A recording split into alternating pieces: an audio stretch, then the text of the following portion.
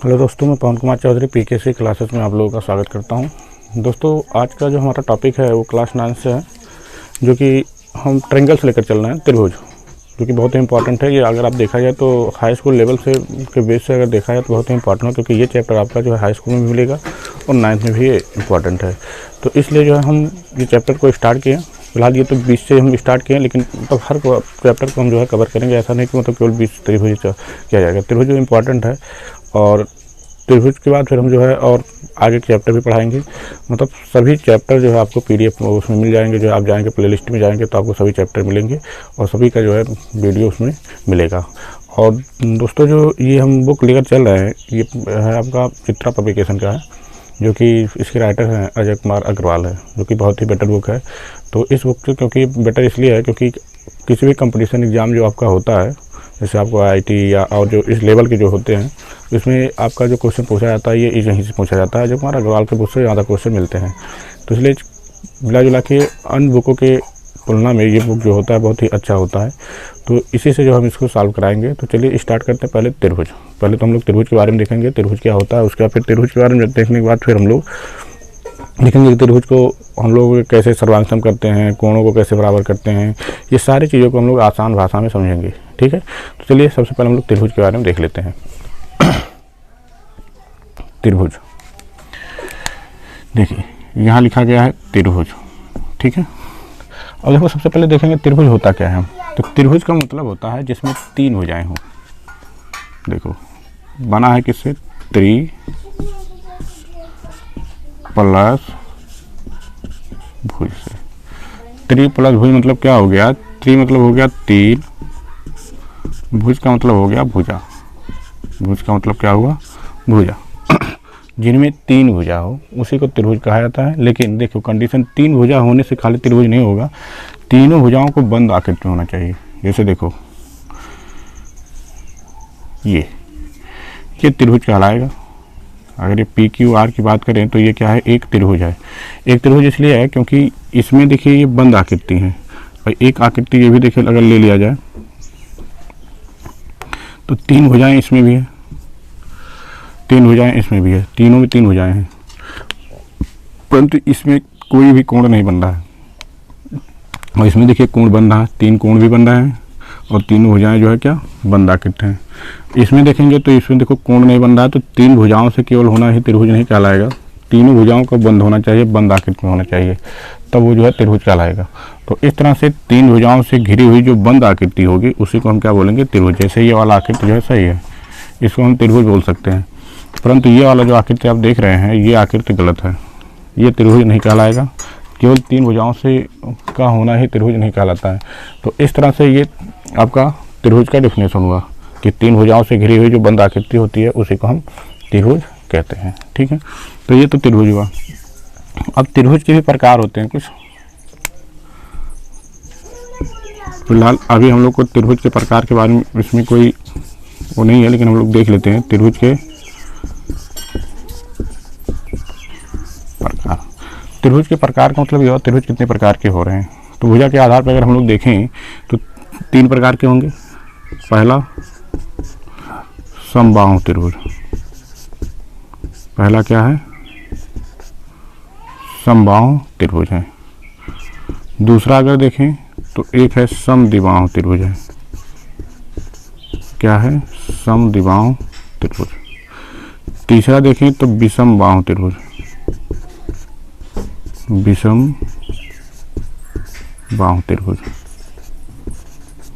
इस तरह से ये आपके कितने 3 पार्ट हो गए भुजा के आधार पे। समबाहु त्रिभुज का मतलब क्या होगा कि इसमें समबाहु मतलब सभी भुजाएं क्या होंगी, बराबर होंगी। इसमें देखो समबाहु में क्या होगा, सभी भुजा बराबर होगा, सभी भुजा क्या होगा, बराबर होगा।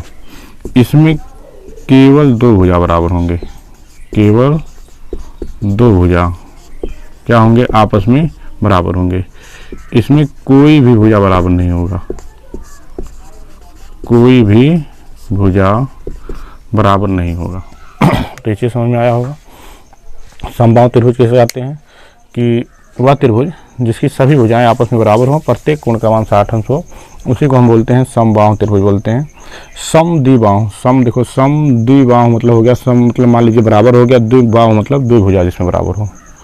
समद्विबाहु मतलब जिसमें दो भुजा बराबर हो। विषमबाहु मतलब जिसमें कोई भुजा ना बराबर हो। समबाहु मतलब जिसमें सभी भुजाएं बराबर हो। सम हो गया बराबर मान लेते हैं, और बाहु का मतलब हो गया क्या, भुजा। तो जिसकी सभी भुजाएं बराबर हो उसको हम समबाहु बोलेंगे। समद्विबाहु मतलब हो गया जिसकी दो भुजाएं बराबर हो। समद्विबाहु, द्वि देखो द्वि मतलब हो गया दो, बाहु मतलब हो गया भुजा, जिसमें दो भुजा बराबर हो उसको हम समद्विबाहु त्रिभुज कहेंगे। और विषमबाहु त्रिभुज का मतलब जिसमें कोई भुजा बराबर ना हो। ये चीज़ हो। अब देखिए हम लोग आगे देखते हैं जो कि आपके चैप्टर से रिलेटेड है। चैप्टर से रिलेटेड ये है कि आपको त्रिभुज को बराबर या सर्वांगसम करने के लिए कहेगा।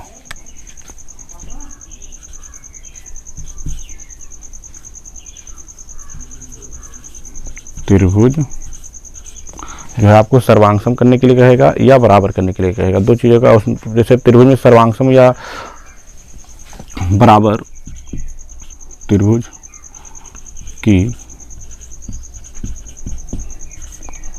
सर्वांगसमता, इसके बारे में थोड़ा सा हम लोग चर्चा करते हैं। तो त्रिभुज की सर्वांगसमता का मतलब क्या होता है, सबसे पहले ये देखेंगे। त्रिभुज की सर्वांगसमता, सर्वांगसम का मतलब क्या है, ये चीज़ देखेंगे पहले। त्रिभुज समझ में तो आ रहा है, त्रिभुज सर्वांगसम क्या होता है। सर्वांगसम का मतलब ये हुआ, देखो सर्वांगसम पहले हम लोग समझ लेते हैं। सर्वांगसम का मतलब ये हुआ, ऐसी जो दो आकृति जिसको अगर एक दूसरे के ऊपर अगर रख दिया जाता है तो वो पूर्णतः ढक ले, एक दूसरे को पूर्णतः एक दूसरे को ढक ले, उसी को हम बोलते हैं क्या, सर्वसम, या उसी को बोलते हैं सर्वांगसम बोलते हैं।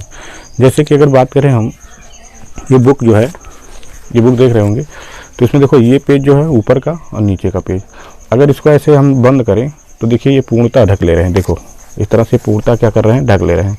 तो इसी को बोला जाता है क्या, सर्वसम बोला जाता है। इसी को हम लोग बोलते हैं सर्वसम। देखो इस तरह से ऐसे हैं, इसको ऐसे रखा गया तो क्या हुआ, एक दूसरे को ढक दिया, बंद कर दिया। सभी भुजाएं यहाँ देखो इस तरह से बंद कर दिए, मतलब ढक लिए हुए हैं। और जब ढक लिए हैं तो इसी को बोलेंगे हम लोग क्या, सर्वांगसम। ऐसी कोई भी आकृति हो, जैसे मान लेते इस तरह से मार्कर को रख दिया गया, ऐसे रखा गया, तो ये भी एक दूसरे को ऐसे ढक लिया हुआ है। और जब ढक लिया है तो इसको भी हम लोग क्या कहेंगे कि ये सर्वसम है, इसको भी सर्वसम बोले। इस तरह से ऐसे रखा गया, ये भी देखो एक दूसरे को ढक लिया, इसको भी बोलेंगे सर्वसम है। सर्वसम या सर्वांगसम दोनों एक ही होता है। तो सर्वांगसम समझ में आया होगा कि जब दो आकृतियाँ पूर्णतः एक दूसरे को ढक लें तो उसी को हम लोग बोलते हैं क्या, सर्वांगसम। उसी को क्या बोला जाता है, सर्वांगसम बोला जाता है। अब देखो हम लोग लेकिन पढ़ रहे हैं त्रिभुज के बारे में। अब हम लोग जब त्रिभुज के बारे में पढ़ रहे हैं तो त्रिभुज कैसे सर्वांगसम होगा, ये चीज़ को देखना होगा हम लोग को। त्रिभुज सर्वांगसम कैसे होगा, तो त्रिभुज सर्वांगसम होने का भी 3-4 इसके नियम होते हैं। मतलब हम कब कह सकते हैं कि ये त्रिभुज सर्वांगसम है और कब कह सकते हैं कि त्रिभुज सर्वांगसम नहीं है, ये कंडीशन हम लोग को देखना होगा, ठीक है। तो आपको पता है त्रिभुज में देखो क्या होता है, भुजा होता है और कोण होता है। एक त्रिभुज जो होता है, त्रिभुज का जो निर्माण हुआ होता है किससे किससे होता है, भुजा होता है त्रिभुज में, और क्या होता है, कोण। इसका मतलब ये हुआ कि भुजा और कोण से ही कुछ रिलेशन होता होगा, और वही रिलेशन के बारे में हम लोग को देखना है, ठीक है। तो चलिए हम लोग सर्वांगसम तो समझ में आ गया। अब सर्वांगसम, त्रिभुज सर्वांगसम कब होगा इसके शर्तें के बारे में देखते हैं। सर्वांगसम कब होगा, त्रिभुज सर्वांगसम होने का जो शर्त है वो हम लोग देख लेते हैं। कौन सी चीज़ है, त्रिभुज। आराम से पढ़ेंगे हम लोग। त्रिभुज के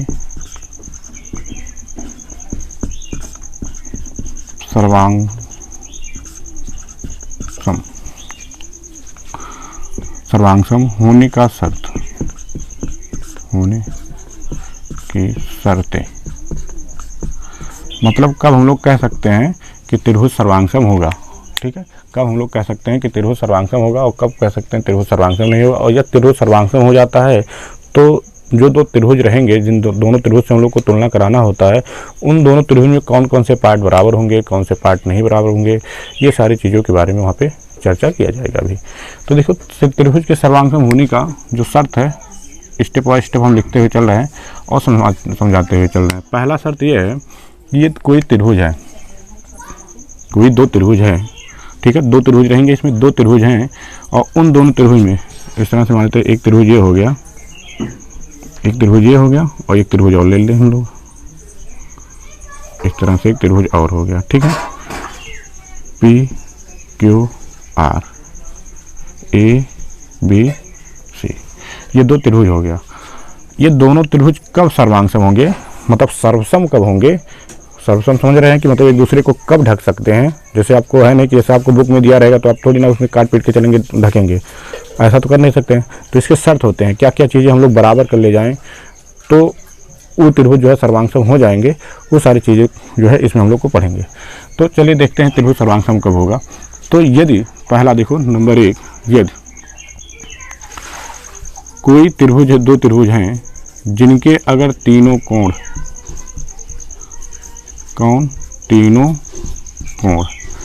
यदि अगले वाले त्रिभुज के इसका तीनों कोण अगर इसके वाले तीनों कोण के बराबर हो जाता है तो ये त्रिभुज क्या होगा? सर्वांगसम हो गया। इसीलिए इसको बोला जाता है कोण कोण सर्वांगसमता। कोण कोण सर्वांगसमता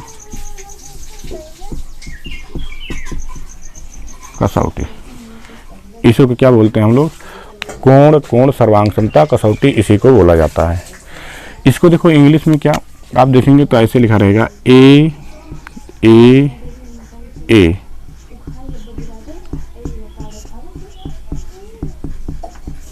सर्वांगसमता।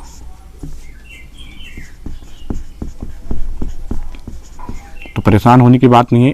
कोण का हिंदी होता है एंगल, ये भी कोण लिखा है तो एंगल, ये भी कोण लिखा है तो एंगल, 3 बार कोण लिखा है तो 3 बार ए हो गया एंगल एंगल एंगल सर्वांगसमता कसौटी से।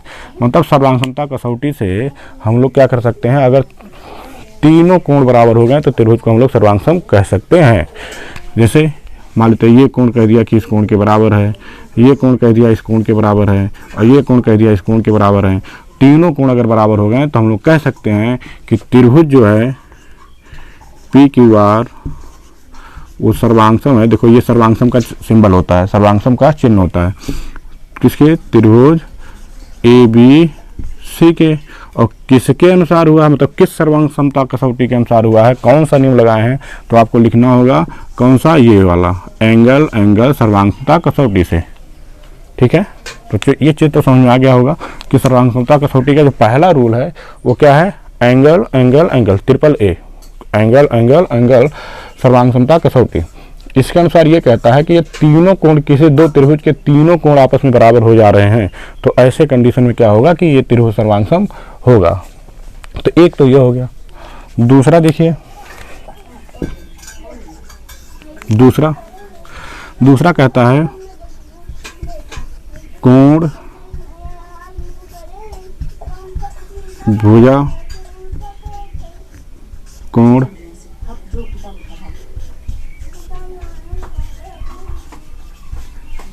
सर्वांगसमता कसौटी। एक देखो ये हो गया। इंग्लिश में इसको भी क्या लिखते हैं हम लोग? ए एस ए, क्योंकि जब हम लोग वहाँ प्रयोग करेंगे तो यही वाला वर्ड लिखेंगे, सर्वांगसमता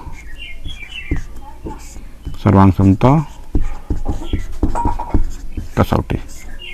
क्योंकि जब हम लोग क्वेश्चन को सॉल्व कर रहे होंगे तो वहाँ पे हम लोग ये इतना लंबा चौड़ा कोण भुजा कोण सर्वांगसमता इस तरह से लिखना बहुत सही नहीं होगा, टाइम लगेगा। तो हम लोग क्या करेंगे, ए एस ए सर्वांगसमता कसौटी से त्रिभुज सर्वांगसम हो गया। अब देखिए इसको थोड़ा सा आराम से समझिएगा, इसका कहने का मतलब क्या है। इसमें यह कहता है कि यदि दो त्रिभुज जो हैं, यदि दो त्रिभुज में से दो कोण बराबर हो जा रहे हैं, देखो मान लेते ये कोण कह दिया, ये कोण इस कोण के बराबर है कह दिया, ठीक है, ये कोण इस कोण के बराबर है, और ये कोण जो है कह दिया इस कोण के बराबर है। दो कोण तो बराबर हो गया। अब विशेष जो समझना है उसको देखिएगा, जो आपको अब समझना है ये चीज़ अब थोड़ा सा ध्यान पे रखिएगा। अगर ये कह दिया कि ये कोण इस कोण के बराबर है, ये भुज कोण इस कोण के बराबर है, अगर फिर और एक चीज़ दिया हुआ कि ये भुजा इस भुजा के बराबर है, तब आपका त्रिभुज सर्वांगसम होगा। कब सर्वांगसम होगा? यदि ऐसा दिया है, यहाँ पे देखो कोण P जो है बराबर है किसके? कोण A के। कोण Q बराबर है किसके? कोण B के। और तब ये दे दिया है कि PQ बराबर है किसके? AB के। अगर ऐसा दिया है तब हम लोग कह सकते हैं कि त्रिभुज जो PQR है, त्रिभुज PQR जो है वो सर्वांगसम होगा किसके? त्रिभुज ABC के। तब आप कह सकते हो त्रिभुज सर्वांग सम होगा। कहने का मतलब हमारा ये है कि इन कोणों के बीच का भुजा बराबर होना चाहिए। यहाँ इसलिए देखो बीच में यस लिखा गया, यस का मतलब होता है साइड, साइड मीन्स होता है भुजा, angle side angle, angle side angle सर्वांग समता कसौटी। ये नियम ये कहता है कि दो कोण बराबर हों, सही है, लेकिन उसके बीच का जो भुजा होता है वो बराबर होना चाहिए। अगर उसके बीच का भुजा नहीं बराबर होगा तब आप जो है उसको नहीं मान सकते हो। तो ऐसे कंडीशन में क्या होगा, ये सर्वांग सम होगा। और कैसे कंडीशन में सर्वांग सम होगा, यदि दो कोण जो आप देख रहे हो, ये कोण इस वाले कोण के बराबर है और इसकी ये भुजा देखो ये कोण दोनों को देख रहे हो, इनके बीच में कौन कौन आ रहा है, देखो इन दोनों कोण के बीच में कौन सा भुजा आ रहा है, ये, और ये दोनों कोण के बीच में कौन सा भुजा आ रहा है, ये आ रहा है। तो इसका मतलब ये भुजा अगर बराबर रहेगा तब सर्वांग सम होगा।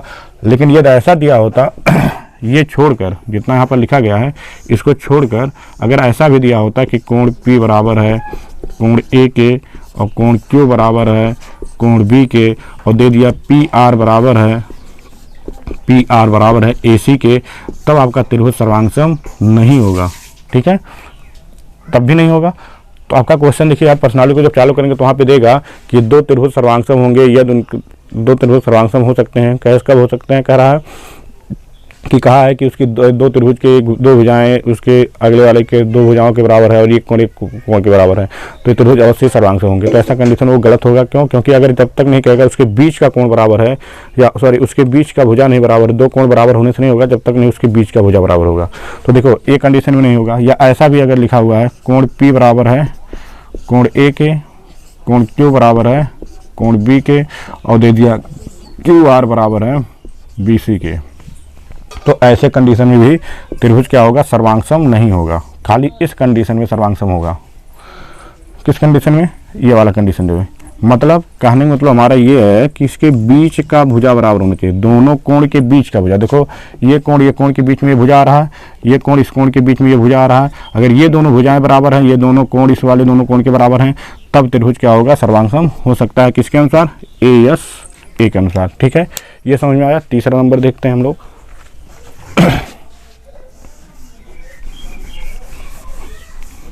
तीसरा नंबर,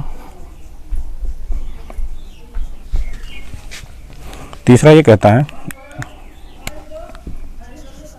तीसरा भुजा कोण भुजा, भुजा कोण भुजा, भुजा कोण भुजा। देखो सर्वांग समता क्या होता है,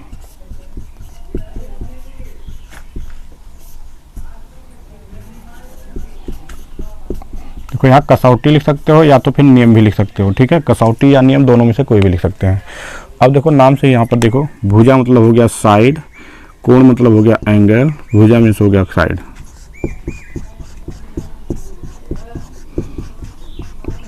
सर्वांग समता कसौटी। ठीक है, यही चीज़ लिखा गया है, बस यहाँ इंग्लिश में थोड़ा सा इसको लिख दिया गया है भुजा। अब ये देखो क्या कहता है, ये कहता है दो भुजा बराबर होने चाहिए। जैसे कि मान लेते ये वाला कह दिया कि ये भुजा इस वाले भुजा के बराबर है और ये वाला भुजा इस वाले भुजा के बराबर है। क्या दिया, ऐसा कि PQ बराबर है AB के दिया है आपकी किताब में, और PR बराबर है अगर दे दिया है AC के, और ये दिया है कोण P बराबर है किसके, कोण A के। अगर ऐसा कंडीशन है तब त्रिभुज क्या होगा, सर्वांग सम होगा। अगर ये कंडीशन है तब हम कह सकते हैं कि त्रिभुज जो PQR है वो सर्वांग सम होगा त्रिभुज ABC के। किसके अनुसार, ये इस नियम के अनुसार। बाकी दो कंडीशन इसको छोड़ के यदि ऐसा दिया है कि PQ बराबर है AB के और PR बराबर है AC के, और ये कोण के अलावा अगर ये कोण या ये कोण ऐसे कुछ दे दिया, कोण Q बराबर है कोण B के, तब अगर ऐसा दिया है तो त्रिभुज सर्वांग सम नहीं होगा। और यदि ऐसा भी दिया है कि PQ बराबर है AB के, PR बराबर है AC के, और कोण R बराबर है कोण C के, तब भी त्रिभुज आपका सर्वांग सम नहीं होगा। तब भी त्रिभुज सर्वांग सम नहीं होगा। क्यों नहीं होगा, क्योंकि जो आपका ये कहता है भुजा कोण भुजा, देखो कोण को बीच में रखा गया है। कोण को बीच में रखने का मतलब क्या हुआ कि दोनों भुजाओं के बीच का कोण बराबर होना चाहिए। देखो दोनों भुजाओं के बीच का अगर कोण बराबर रहेगा तब होगा। जैसे ये भुजा, अगर ये वाला भुजा इस वाले भुजा के बराबर हो गया है और ये वाला भुजा इस वाले भुजा के बराबर हो गया है, तो इन दोनों भुजाओं के बीच का कोण कौन है? ये है। इन दोनों भुजाओं के बीच का कोण कौन? ये है। अगर ये सब बराबर हो रहे हैं तब ये भुजा इस भुजा के बराबर, ये भुजा इस भुजा के बराबर, ये कोण इस कोण के बराबर है, तब आप कह सकते हो त्रिभुज क्या होगा? सर्वांगसम होगा। तभी त्रिभुज सर्वांगसम हो सकता है, अदरवाइज त्रिभुज सर्वांगसम नहीं होगा। देखो मानते ये भुजा इस भुजा के बराबर, ये भुजा इस भुजा के बराबर, और दे दिया ये कोण इस कोण के बराबर, तो क्या बताइए ये दोनों भुजाओं के बीच में ये कोण बन रहा है? नहीं बन रहा है। क्या इन दोनों भुजाओं के बीच में ये कोण बन रहा है? नहीं बन रहा है। ऐसे इसमें भी मानते ये भुजा इस भुजा के बराबर, ये भुजा इस भुजा के बराबर है। क्या इस कोण ये कोण दोनों जो है दोनों भुजाओं के मध्य में आ रहा? नहीं आ रहा है। और जब नहीं आ रहा तो त्रिभुज सर्वांगसम नहीं होगा। त्रिभुज सर्वांगसम तभी होगा जब दो भुजाओं के बीच का कोण बराबर हो। दोनों भुजाएं जो बराबर हैं उनके बीच का जब कोण बराबर रहेगा तो जो है ये त्रिभुज क्या होगा? सर्वांगसम हो सकता है, अदरवाइज त्रिभुज सर्वांगसम नहीं होगा। तो इस तरह से जो है ये आपका सर्वांगसमता का जो रूल था, 3 नियम आपका यहाँ पे कंप्लीट हुआ। बाकी जो और एक नियम आपको मिलेगा, 2 नियम, उस नियम को जो हम आपको बताएंगे अगले प्रश्नावली में। जब प्रश्नावली आएगा तो उस प्रश्नावली में आपको ये चीज़ बता दिया जाएगा। ठीक है, तो चलिए अब स्टार्ट करते हैं प्रश्नावली को। क्या बोलता है क्वेश्चन उसके अनुसार।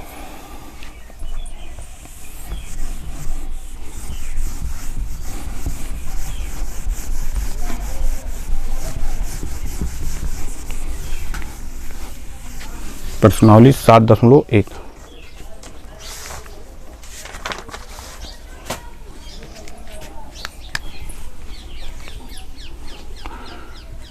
प्रश्नावली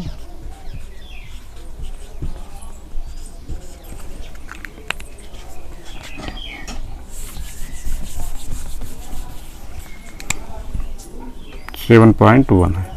प्रश्नावली 7.1 यहाँ से हम लोग जो है इसको स्टार्ट करते हैं। 7.1 में क्या बोल रहा है उसके अनुसार हम लोग चलते हैं। देखिए हम क्वेश्चन, ये आपको बताया गया क्लास 9th का है। क्लास 9th ट्रायंगल चल रहा है, त्रिभुज, और ये पब्लिकेशन आपका अजय कुमार अग्रवाल जो है इसके राइटर है, पब्लिकेशन चित्रा है।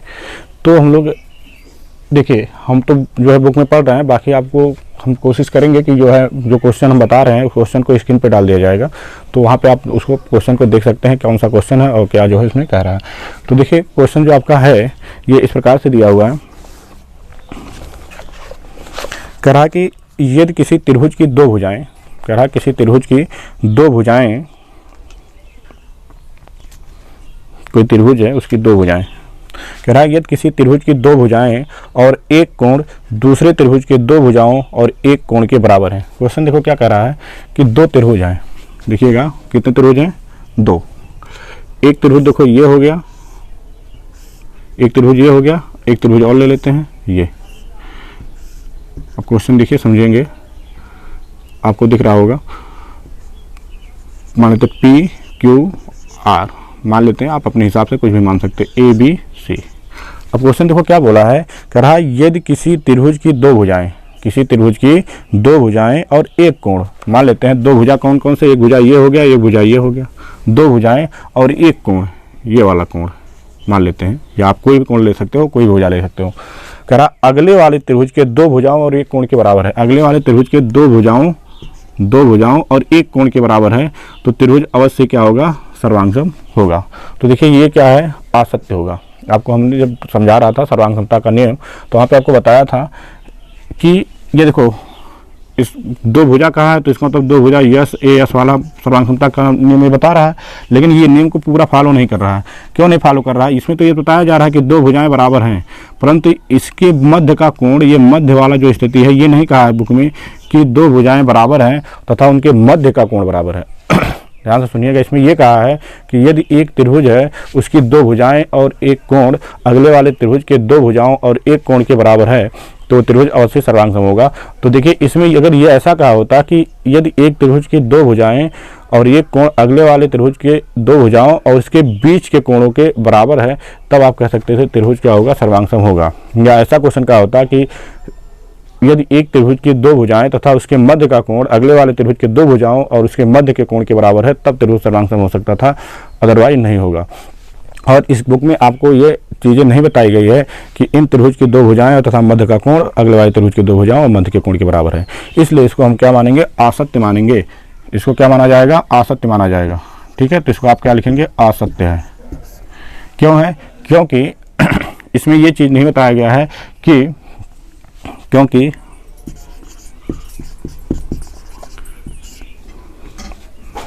क्यों होगा, क्योंकि यस ए यस सर्वांग क्षमता कसौटी का ये अनुसरण नहीं कर रहा है, का अनुसरण नहीं करता है, नहीं करता है। ठीक है, आपको यहाँ लिख देना असत्य क्यों है, क्योंकि ये यस ए यस का अनुसरण नहीं कर रहा है। यस यस क्या बोलता है कि दो भुजाएं बराबर हो, ठीक है, इसमें कहा है दो भुजाएं बराबर हैं, कहा है कोण भी बराबर है, ठीक है, कोण बराबर है, लेकिन यस ए यस क्या बोलता है, यस ए यस ये बोलता है कि दो भुजाएं बराबर हो लेकिन इनके जो बीच का कोण है, मतलब अगर ये कहा होता कि इनके मध्य का कोण, अगर ये वाला कोण बराबर कहा होता तब आप कह सकते थे कि ये सत्य होगा, इसलिए क्या माना जाएगा, असत्य माना जाएगा। तो ये चीज़ समझ में आया होगा, इसमें सत्य असत्य आपको बताना है। दूसरा देखिए क्या बोल रहा है, ये तो हो गया। अगला देखिए, अगला क्वेश्चन ये कह रहा है कि यदि किसी त्रिभुज की दो कोण और एक भुजा दूसरे वाले त्रिभुज के दो कोण और एक भुजा के बराबर है तो त्रिभुज अवश्य सर्वांग सम होगा। देखिए इसी का उल्टा, अब क्या बोला है कि दो कोण, ये कोण मान लेते हैं और ये कोण आपस में बराबर हो गए, ठीक है, बराबर हो गए, तो दो कोण तो बराबर हो गया, और कह रहा है एक भुजा भी बराबर है, एक भुजा भी बराबर है, तो एक भुजा भी बराबर है, लेकिन ये नहीं कह रहा है कि उन दोनों कोणों के बीच का कोण भुजा बराबर है। मतलब ये कहना तो ये चाह रहा है, कौन सा सर्वांग समता लगाना चाह रहा है, यस ए ये लगाना चाह रहा है, परंतु ये मिस्टेक किया है, सर्वांग समता कसौटी, कसौटी मतलब ये प्रयोग करना तो यही चाह रहा था, परंतु ये मिस्टेक कर दिया है। मिस्टेक क्या किया है, क्योंकि ए एस एस क्या बोलता है, ए एस कहता है कि ये तो कोण है, ये मतलब बन गया एंगल कोण, और ए भी क्या हो गया, कोण हो गया, और बीच में यस रखा गया है, तो यस का मतलब यहाँ पे क्या हो गया, यस का मतलब यहाँ पे हो गया भुजा, यस का मतलब यहाँ क्या हो गया, भुजा। तो ए एस ए ये कहता है कि दो कोण बराबर हों, दो कोण बराबर हों, लेकिन उसके बीच का अगर ये कहा होता कि ये भुजा इस भुजा के बराबर होगा तब त्रिभुज सर्वांग सम होता, परंतु इसमें ये नहीं कहा गया है, इसमें केवल ये कहा गया है कि एक त्रिभुज की दो भुजा, दो कोण अगले वाले त्रिभुज के, मतलब एक त्रिभुज के दो कोण और एक भुजा अगले वाले त्रिभुज के दो कोण और एक भुजा के बराबर है तो त्रिभुज सर्वांग सम होगा। लेकिन इसमें देखो ये चीज़ थोड़ी ना कहा गया है कि उसके मध्य का भुजा, दोनों कोण जो बराबर हैं उसके मध्य का भुजा अगले वाले त्रिभुज दोनों कोण की जो बराबर हैं उसके मध्य के कोण के बराबर, ऐसा तो नहीं कहा गया। किताब को आप ध्यान से पढ़ेंगे तो इसमें ऐसा नहीं कहा गया, अगर ऐसा कहा गया होता तब तो सत्य होता। तो ये भी आप लिखेंगे क्या, असत्य है, क्या रहेगा ये, असत्य। क्यों रहेगा, क्योंकि ए एस ए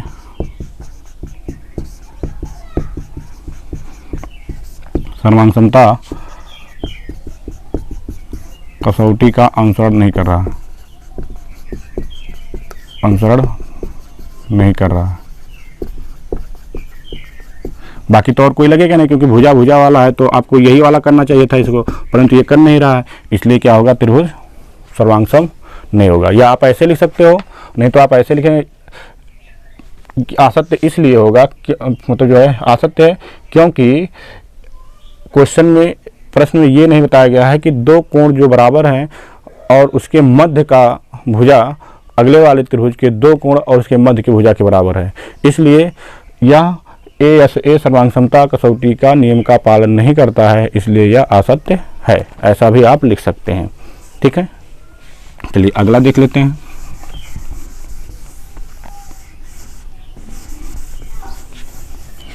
अगला कह रहा है कि यदि दो त्रिभुज हैं, दो त्रिभुज थे, एक त्रिभुज देखो ये हो गया, एक त्रिभुज ये हो गया, ठीक है। एक त्रिभुज को नाम दिया है ये ए बी सी, एक का नाम दिया है पी आर पी क्यू दिया हुआ है। तो कह रहा है कि ये मतलब सर्वांग सम है, ऐसा बोला है कि ए बी सी सर्वांग सम है त्रिभुज आर पी क्यू के, ये मतलब दे दिया है, किताब में हिंट दिया हुआ है कि सर्वांग सम है। तो यह कथन कहना सत्य है कि बी सी बराबर क्यू आर के है। तो कह रहा है ये कहना सत्य होगा कि बी सी जो है बराबर किसके होगा, क्यू आर के। देखिए बच्चों, इसको पढ़ने से पहले एक चीज़ हम लोग देखो जान लेते हैं। यदि दो त्रिभुज सर्वांग सम हो गए, यदि ये दो त्रिभुज मान लेते हैं क्या हो गए, सर्वांगसम हो गए, ये दोनों त्रिभुज क्या हो गए, सर्वांगसम। तो सर्वांगसम त्रिभुज के जो संगत भाग होते हैं, संगत पार्ट जो होते हैं वो क्या होते हैं, बराबर होते हैं। संगत पार्ट का मतलब क्या हुआ कि जैसे ये त्रिभुज सर्वांगसम हो गया, अब इसके संगत पार्ट कौन कौन से होंगे, तो संगत पार्ट देखो क्या होंगे, इसमें संगत कौन कौन होंगे, भुजा के हिसाब से पहले देख लेते हैं। जैसे ए बी जो हुआ, ए बी का संगत क्या होगा, आर पी होगा, ठीक है। और ए सी जो हुआ, ए सी का संगत क्या होगा, इसमें आर क्यू हो गया। बी सी हो गया, बी सी का संगत क्या हो गया, बी सी का या सी बी, बी सी का संगत क्या हो गया, पी क्यू हो गया। कोण के हिसाब से देख लें अगर हम लोग किसके अनुसार, कोण के हिसाब से, तो कोण के हिसाब से देखेंगे अगर हम लोग तो कोण ए जो है अगर बराबर है किसका, कोण आर के, कोण बी जो होगा संगत होगा कोण पी के, और कोण सी संगत होगा कोण क्यू के। क्यों, क्योंकि सर्वांगसम त्रिभुज के संगत भाग बराबर होते हैं, उसी को लिखा जाता है शॉर्टकट में CPCT, corresponding part congruent triangles, corresponding part congruent triangles. मतलब यदि दो त्रिभुज सर्वांगसम है तो उन दोनों त्रिभुज के संगत भाग बराबर होते हैं। अब संगत भाग के बारे में बता दिया गया, अब आप मिलाइए इसको, हमने संगत भाग बता दिया। अब देखो क्या यही कहा है, बी सी बराबर क्यू आर का है, लेकिन संगत भाग के हिसाब से जो है CPCT के अनुसार से क्या होता है उसको देख लेते हैं। CPCT के अनुसार ये हुआ ना, ए बी बराबर आर पी के है, ए सी बराबर आर क्यू के है, और बी सी किसके बराबर होगा, पी क्यू के। हम लोग क्वेश्चन जो कहता है CPCT के अनुसार संगत भाग बराबर होते हैं, उसके अनुसार क्या होगा, बी सी का संगत क्या होगा, पी क्यू होगा ना। देखो बी सी जो है, बी सी का संगत क्या होगा, ये दोनों आपस में बराबर होंगे ना, लेकिन क्वेश्चन में क्या कहा है, क्यू आर के बराबर है, इसके बराबर है, इसलिए ये भी क्या होगा आपका असत्य होगा। ये क्या होगा, असत्य होगा, ये भी असत्य माना जाएगा। ठीक है, तो ये भी समझ में आया होगा। अगला पार्ट देखते हैं, चौथा नंबर क्वेश्चन।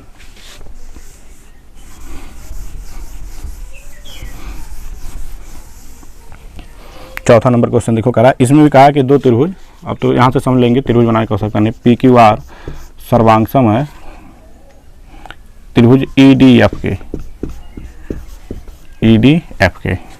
तो कह रहा है कि तो यह कहना सत्य है कि पी आर बराबर EF के है। देखो क्वेश्चन में ये कह रहा है कि पी आर बराबर EF के, अगर सर्वांगसम है तो बताए ना सर्वांगसम त्रिभुज के संगत भाग बराबर है, तो ये संगत भाग के बराबर जब कहा है तो इसको देख लेते हैं हम लोग क्या कहना चाह रहा है। अब आप लोग को समझ में आ गया होगा संगत भाग कौन कौन से हैं, हम लोग देख लेते हैं भुजा में संगत भाग कौन कौन से। संगत भाग कौन होगा, देखो पी क्यू, ये देखो ये पी क्यू एक निर्माण करे ना भुजा का, नहीं तो समझ में आ रहा तो ऐसे आप बना लीजिए, पी क्यू आर EDF। तो आप संगत भाग देखो बना सकते हैं ना। देखो इसमें क्या कह रहा है, पी क्यू भुजा किसके बराबर है, ED के। देखो किसके बराबर होगा, ED के, ये होगा। क्यू आर भुजा बराबर होगा, क्यू आर भुजा किसके, DF के। पी आर भुजा बराबर होगा किसके, EF के। हम लोग त्रिभुज बना के देख लिया। अब यहाँ से भी देखो, अगर ये दिया है तो इस तरह से आपको यहाँ भी कर सकते हो, बिना त्रिभुज बनाए। देखो ये पी क्यू क्या है, एक भुजा होगा, देखो पी क्यू क्या है, एक भुजा है, ED क्या होगा, एक भुजा होगा, ED क्या होगा, एक भुजा, तो ये आपस में बराबर होंगे कि नहीं होंगे, होंगे। CPCT के अनुसार, CPCT अभी बता दिया गया ना कि सर्वांगसम त्रिभुज के संगत भाग क्या होते हैं, बराबर होते हैं। उसी को जो है लिखा जाता है, अगर दो त्रिभुज सर्वांगसम हो गए तो उनके संगत भाग भी क्या होते हैं, बराबर होते हैं, और इसी को कहा जाता है क्या, CPCT कहा जाता है शॉर्टकट में जो इंग्लिश में। अब देखो पी क्यू बराबर ED के है, क्यू आर बराबर DF के होगा। देखो अगला वाला दूसरा भुजा देख लो, ये एक भुजा का निर्माण करेगा क्यू आर, इसमें भी देखो DF एक भुजा का निर्माण करेगा, तो ये दोनों संगत होंगे। तो संगत हो गए तो क्यू आर किसके बराबर हो रहा है, DF के बराबर हो गया। अब देखो ये हो गए, अब लास्ट वाला पहला और लास्ट को देख लो, पहला और लास्ट देख लो, पी आर बराबर किसके होगा, EF के, पी आर बराबर EF के। देखो पी आर बराबर EF के, और ये दिया भी है तो इसलिए क्या होगा, ये सत्य होगा। ये सही दिया है ना, CPCT का पालन कर रहा तो इसलिए क्या होगा, सत्य होगा। तो इतने क्वेश्चन जो दिए गए थे ये आपका सत्य और असत्य था। ठीक है, अब चलते हैं, देखते हैं 5वां नंबर क्वेश्चन से। आराम से समझिएगा, अगर कोई दिक्कत हो उसको कमेंट में आप जरूर बताइएगा। देखो एक क्वेश्चन कह रहा है कि एक चतुर्भुज है ABCD, बनाया हुआ है चित्र, इसमें चित्र दिया हुआ है, चित्र को हम बना लेते हैं। देखिए आपको स्क्रीन पे दिखेगा क्वेश्चन।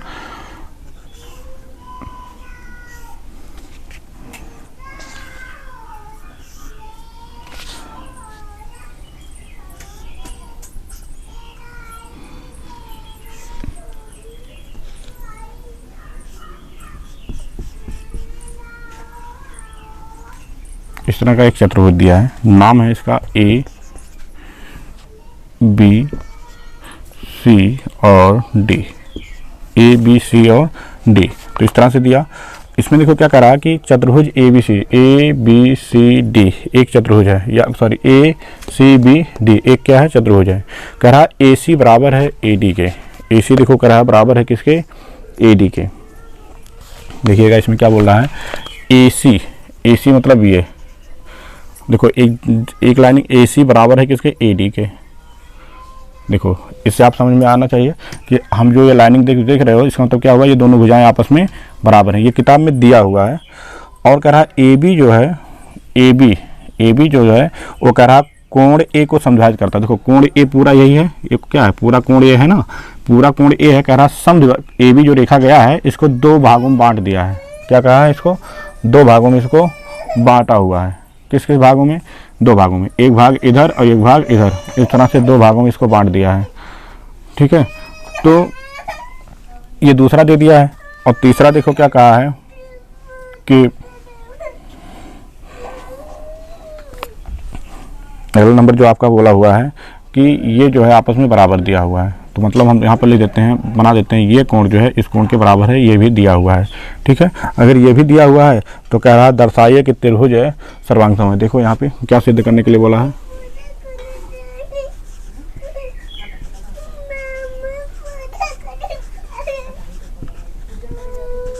सिद्ध करना है। क्या सिद्ध करना है, नंबर 1 त्रिभुज ए बी सी, त्रिभुज ए बी सी, त्रिभुज ए बी सी क्या है, सर्वांगसम है। त्रिभुज ए बी सी कह रहा सर्वांगसम है, किसके सर्वांगसम है, ए बी डी के, ए बी डी के। पहला कह रहा है ये सर्वांगसम आपको प्रूफ करना है। और कह रहा अगर ये सर्वांगसम सिद्ध हो गया तो अवश्य ही इसमें दे रहा है कि बी सी और बी डी के बारे में आप क्या कहते हैं, किसके किसके बारे में, बी सी और बी डी के बारे में। तो चलिए अभी इसको देख लेते हैं। पहले हम लोग सिद्ध करते हैं इसको। तो इसमें देखो क्या क्या चीज़ें कहा हुआ है, उस चीज़ को हम लोग देख लेते हैं। देखिए आपको कहा है कि ए सी बी डी ये एक चतुर्भुज है। ठीक है, फिर इसमें ये कहा है कि ये और ये आपस में बराबर है। कौन कौन भुजा, ए सी भुजा और ए डी भुजा। ये किताब में कह दिया कि ये बराबर है, आपको इसमें नहीं, इसमें आपको कहा हुआ है कि ये बराबर है, फोर्सली बताया हुआ कि बराबर है। बराबर होने मतलब क्या, अगर ये 5 सेंटीमीटर तो ये भी 5 सेंटीमीटर है, ये किताब में दे दिया हुआ है।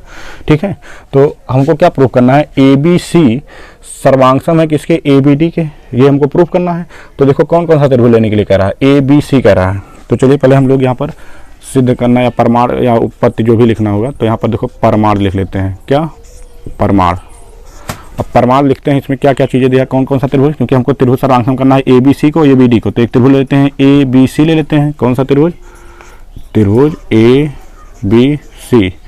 व त्रिभुज कौन सा, ए बी डी ले लेते हैं, क्योंकि ये सर्वांगसम करना है ना, ए बी डी में। ठीक है, इस तरह से दो त्रिभुज ले लिए। तो ए बी सी और ए बी डी दो त्रिभुज जब ले लिया गया है तो इसमें अब देखिए क्या होगा, इसमें देख लेते हैं परमाण का मतलब क्या क्या चीज़ें दिया है, क्या क्या चीज़ें इसमें हो रहा है, वो सारी चीज़ों के बारे में देख लेते हैं। अब इसमें देखो क्या दिया है कि ए सी जो भुजा है, देखो ए सी भुजा, ए सी भुजा बराबर है किसके, ए डी भुजा के। किसके भुजा बराबर है, ए डी के। क्यों है, क्योंकि ये दिया हुआ है, ये जो है दिया है। ठीक है, और जब दिया हुआ है, जब ये दिया हुआ है तो इसको लिख लिया गया, क्योंकि किताब में दिया तो इसलिए यहाँ पे लिखेंगे दिया है। एक चीज़ फिर देखो क्या कहा है कि कोण, ये कोण जो है इस कोण के क्या है, बराबर है।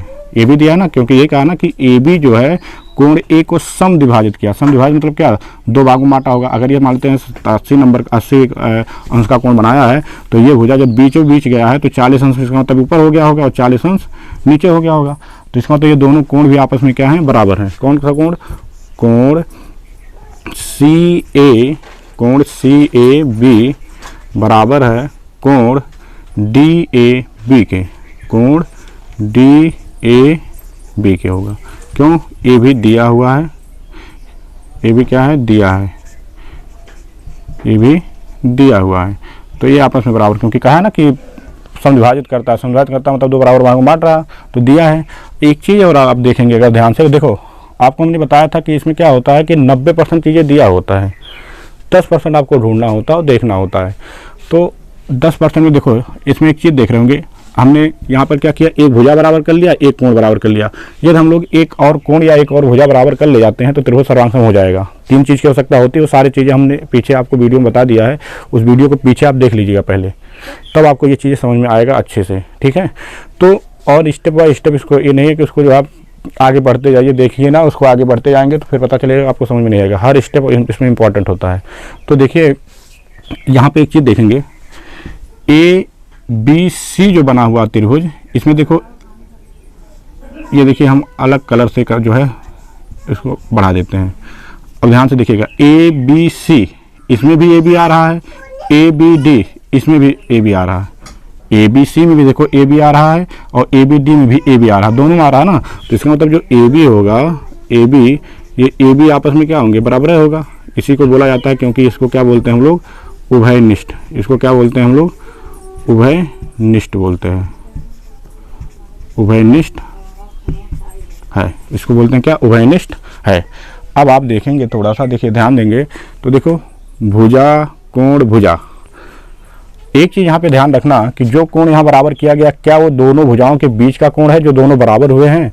अगर होगा तभी त्रिभुज सर्वांगसम होगा, अदरवाइज नहीं होगा। तो देखिए, देख लेते हैं, ये भुजा इस भुजा के बराबर हो गया है और ये भुजा आपस में बराबर है, तो इन दोनों के बीच एक कोण तो आ रहा है, देखो। तो इसलिए क्या होगा, अतः लिखेंगे, अतः, अतः किसके अनुसार, भुजा है यस, कोण है एंगल, भुजा है एस। देखो ये सर्वांगसम लग गया कि नहीं लग गया, सर्वांगसमता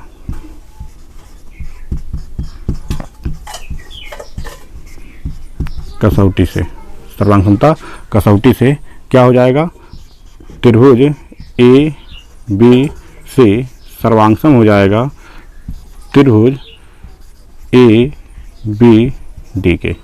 देखो प्रूफ हो गया कि नहीं, ये वाला, ये प्रूफ करने के लिए बोला था, देखो प्रूफ करने के लिए कहा था, तो इस तरह से क्या हो गया, ये प्रूफ हो गया, ठीक है। अब ये तो प्रूफ हो गया, परंतु एक चीज़ और इसमें कहा था, कहा रहा BC और BD के बारे में आप क्या कहेंगे। तो देख लेते हैं BC BD क्या होगा। आपने बताया ना कि जब त्रिभुज क्या होता है, सर्वांगसम हो जाता है तो उसके संगत पार्ट जो होते हैं वो बराबर हो जाते हैं। संगत पार्ट कौन कौन से होंगे, देखो ये वाला देखो भुजा, इस वाले भुजा के बराबर ऑलरेडी वो कुताब में दिया ही था।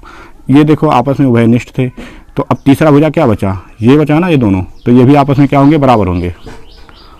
इस प्रकार BC भुजा जो है बराबर होगा किसके, BD के। क्यों होगा, तो यहाँ पर लिख दीजिएगा CPCT के अनुसार, के बाय CPCT लिख दीजिएगा आप।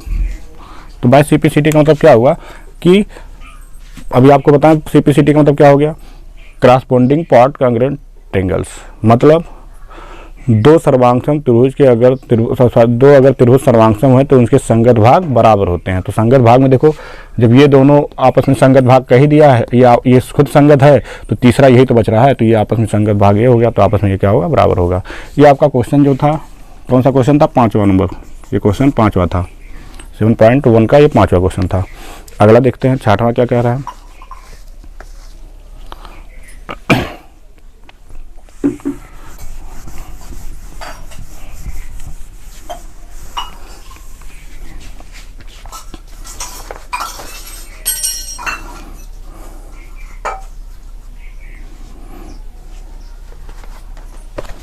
छठा कह रहा है ABCD एक चतुर्भुज है।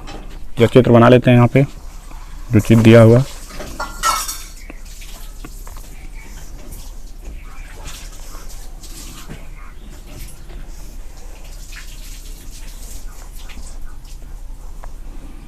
कह रहा A B C और D, ABCD हो गया, और यहाँ पे इसके देखो विकर्ण भी दिए हुए हैं।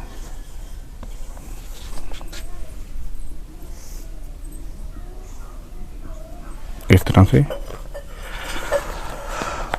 कह रहा है ABCD एक क्या हो गया, चतुर्भुज हो गया, ठीक है। देखो यहाँ पे बन गया ABCD एक चतुर्भुज बन गया। और फिर देखो इसमें क्या चीज़ें दिया हुआ है उसको देख लेते हैं हम लोग। एक चतुर्भुज तो हो गया, फिर कह रहा है कि इसमें AD बराबर BC के, किताब में दिया हुआ है कि AD जो ये भुजा देख रहे हो, ये वाला भुजा AD बराबर है किसके, BC के, इस वाले के। देखो तो लाइनिंग कर दिए तो इसका मतलब समझ आइए कि ये दोनों आपस में क्या है, बराबर है। एक चीज़ और कहा है कि BC के बराबर हो गया कोण DAB, कोण DAB, देखो क्या बोला है, कोण DAB का मतलब ये हुआ, देखो जो बीच में आएगा इसका मतलब उसी कोण पर फोकस करिएगा, उसी कोण के बारे में बता रहा है। तो क्या कर रहा है, DAB मतलब किस कोण की बात कर रहा है, बीच में यही कोण आ रहा है, तो इसका मतलब ये कोण कह रहा है DAB जो है वो बराबर है किसके, CBA के, CBA के, किसके, CBA के, मतलब इसके बराबर है। देखो यहाँ पे ध्यान में रखिएगा कि ये कोण इस कोण के बराबर है, ये दे दिया है किताब में, हिंट दिया हुआ है। अब आपको प्रूफ करने के लिए इसमें 3 चीज़ें कह रहा है, तीनों चीज़ को हम यहाँ पे लिख देते हैं, क्या क्या सिद्ध करने के लिए बोल रहा है। ठीक है, पहला आपको सिद्ध करने के लिए कह रहा है, ये 6वां नंबर क्वेश्चन है।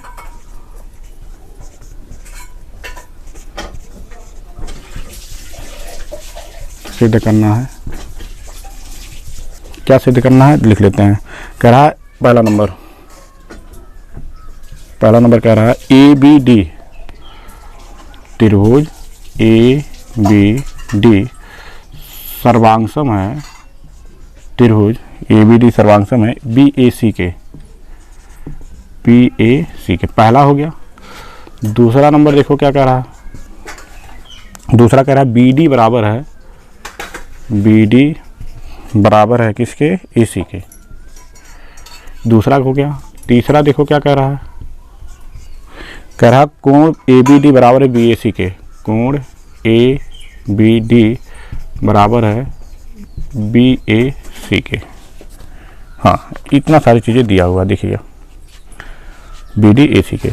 अब चलो देख लेते हैं जो चीज़ें दिया था उसके अनुसार। आपको ये कह रहा है कि ABCD देख रहे हैं, ABCD क्या है, ABCD एक चतुर्भुज दिया हुआ है, ABCD एक चतुर्भुज है, इसमें विकर्ण भी खींच दिया है अपना। विकर्ण खींचने के बाद इसमें एक चीज़ ये बोला हुआ है कि देखिएगा क्या कहा है कि ABD जो है आपका ABCD, इसमें कह रहा है जो भुजा AD है वो भुजा BC के बराबर है। कौन सा भुजा देखो, भुजा AD जो है भुजा BC के बराबर है, और कोण DAB देखो, DAB मतलब ये कोण, पूरा कोण जो देख रहे हो DAB, देखो DAB का मतलब आपको बताया ना, D बच्चे इसमें कंफ्यूज होते हैं, DAB का मतलब कोण A की बात कर रहा है, किसके D और B। DB जो भुजा गया होगा, मतलब जो है इस तरह से DA जो भुजा गया होगा और BA जो भुजा आया है, इसके बीच का जो कोण A है इसकी बात कर रहा है। तो बीच का कोण यही है ना, बीच में जो आया तो उसी की बात की जा रही है। और दूसरा कर रहा है CBD के, किसके, कोण CBD का मतलब हो गया कि इस कोण की बात कर रहा है, मतलब सॉरी CBA का है, क्या कहा, CBA मतलब इस कोण के बराबर है। तो हमको पहले प्रूफ करना है ABD, क्या प्रूफ करना हम लोगों को है, ABD। तो सिद्ध जो करना है तो हम लोग उसको लेकर चलते हैं। देखिए, परमाण या उपपत्ति दोनों में से कोई भी लिख सकते हो, ठीक है, परमाण या उपपत्ति। परमाण में हम लोग क्या देखेंगे, ले लेते हैं कौन सा त्रिभुज, ABD ले लेते हैं, त्रिभुज ABD व त्रिभुज, कौन सा त्रिभुज, हम लोग लिए ABD ले लिए, और दूसरा त्रिभुज यहाँ पे जो प्रूफ करना है उसी को देख कर पहले लिख लो, तब फिर हम ढूंढेंगे कहाँ है वो चीज़, त्रिभुज BAC। चलो अब ढूंढ लेते हैं त्रिभुज में, चित्र में देख लेते हैं कहाँ है ABD मतलब देखो कौन सा हो रहा है, हम इसको लाइनिंग कर देते हैं अलग से। देखो ABD, ये हो गया क्या, D। एक त्रिभुज कह रहा है इसको लेना है, ठीक है, इसमें एक चीज दिया है बराबर है, मतलब कोण दिया है, ठीक है, और ये लाइनिंग कर देते हैं। एक त्रिभुज तो मिल गया, दूसरा त्रिभुज क्या है, BAC है। दूसरा त्रिभुज देखो क्या है, ध्यान से देखेंगे, देखो BAC, देखिए ये आ रहा है, इसको डार्क कर दे रहे हैं हम आप लोग के लिए, जिससे स्पष्ट रहे, त्रिभुज पहचानने में आपको प्रॉब्लम ना हो। देखिए, देख रहे हैं ना इसको, और एक ये हो गया, तो ये भुजा दोनों में आ रहा था, इसलिए देखो कलरफुल पहले से हो गया, इसमें भी आ रहा था और इसमें भी आ रहा था, दोनों में आ रहा। इसको हम लोग को करना है क्या, सर्वांग सम करना है। तो चलिए देखते हैं, सिंपल है। ABD बराबर है BAC। तो ABD देखो ABD में देखो AD भुजा दिया है, कौन सा भुजा, AD भुजा, AD भुजा बराबर दिया है किसके, ABC त्रिभुज में किसके, BC भुजा के। देखो ABC में तो BC आ रहा है, BC भुजा के, BC भुजा बराबर हो गया। क्यों, क्योंकि ये क्या है, दिया हुआ है, यहाँ लिख लेंगे क्योंकि ये दिया है। ठीक, अब दिया था तो इसलिए क्या हो गया, सर्वांग हो गया। अब देखो और एक चीज़ दिया हुआ है ना, आपको पहले बता दें, एक चीज़ और दिया, किताब में देखते रहिए, एक चीज़ और दिया है। क्या दिया है कि ये वाला कोण जो है, ये वाला कोण इस वाले कोण के बराबर है। किस वाले, देखो ABD में आ रहा है ना ये वाला कोण, और ABC में कौन सा कोण आ रहा है, ये कोण। तो हम लिख लेंगे क्या, क्या दिया हुआ है, DAB, कौन सा कोण, कोण DAB बराबर है कोण, देखो DAB बराबर है कोण किसके, CAB के, कोण CAB के। ये भी जो है दिया है, ये भी दिया है। दो चीज़ तो दिया था, तीसरा चीज़ देखो आप ढूंढ सकते हो, अगर ध्यान देंगे थोड़ा सा ढूंढ सकते हो। ये भुजा इस भुजा के बराबर था, ये कोण इस कोण के बराबर था। तो देखो ये वाला भुजा देखो AB भुजा, AB भुजा दोनों में आ रहा है। देखो ABC में भी आ रहा है और ABD में भी आ रहा है। तो जब दोनों भुजा इसका मतलब आपस में बराबर है, AB उभयनिष्ठ है, उभयनिष्ठ मतलब जो दोनों में आ रहा है।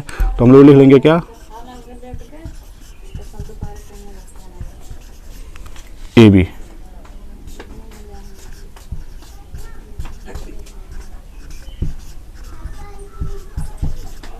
क्या है, उभयनिष्ठ है, AB क्या है, उभयनिष्ठ है।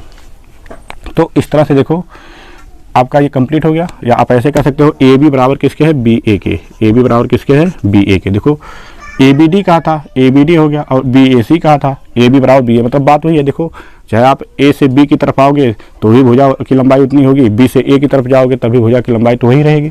तो ये आपका क्या होगा, त्रिभुज। देखो कौन सा नियम लग रहा है, कौन से सर्वांग समता का नियम लग रहा है उसको आप देखेंगे। तो देखो पहले ये क्या है, साइड है, तो लिखेंगे अतः साइड मतलब क्या, भुजा हो गया। तो साइड ये एंगल हो गया, कोण हो गया, ये फिर साइड हो गया, भुजा हो गया, सर्वांग समता, सर्वांग समता कसौटी से। ये देखो सर्वांग समता कसौटी से क्या हो जाएगा, इस प्रकार त्रिभुज कौन सा, ABD सर्वांग सम हो जाएगा त्रिभुज किसके, BAC के। अब देखिए जब इसके सर्वांग सम हो गया तब इसी के अनुसार आप बता सकते हो कौन सा भुजा किसके बराबर होगा। देखो इस तरह से लिखा गया, सिस्टमेटिक तरीके से लिखा भी गया होता है इसको। जो चीज़ आपको सर्वांग सम करने के लिए कहा वही चीज़ आप यहाँ पे लिखिए, तो आप कोई दिक्कत नहीं होगा, देखने की यहाँ पर बहुत ज़्यादा जरूरत नहीं पड़ी कौन किसका संगत होगा। देखो AB का संगत क्या होगा, BA हो जाएगा, जो कि आपको AB का संगत क्या हो गया, BA, जो कि देखो यहाँ पे दिया भी था ना कि उभयनिष्ठ है। और दूसरा देखो क्या हो जाएगा, BD का संगत क्या हो जाएगा, AC हो जाएगा। BD का संगत क्या हो, देखो लास्ट दोनों पॉइंट, इसके लास्ट दोनों पॉइंट के लिए, तो BD किसके बराबर होगा, AC के। तो लिख लेंगे यहाँ पे इस प्रकार, BD बराबर हो जाएगा किसके, AC के। क्यों, बाई CPCT, किसके अनुसार ये जो है हो गया, बाई CPCT के अनुसार। अब देखो ये तो भुजा हो गया। अगर और कौन भुजा देखते हैं हम लोग, AD देखो AD किसके बराबर होगा, BC के। AD किसके बराबर होगा, BC के, जो कि दिया हुआ था, सिद्ध करने के लिए दिया हुआ, मतलब वो ऑलरेडी पहले से दे दिया हुआ था। अब कौन कह रहा है कि देखो दूसरा भी प्रूफ हो गया, पहला ये प्रूफ हो गया, दूसरा वाला देखो ये वाला प्रूफ हो गया, और पहला ये प्रूफ हो गया। ठीक है, तीसरा देखो कह रहा है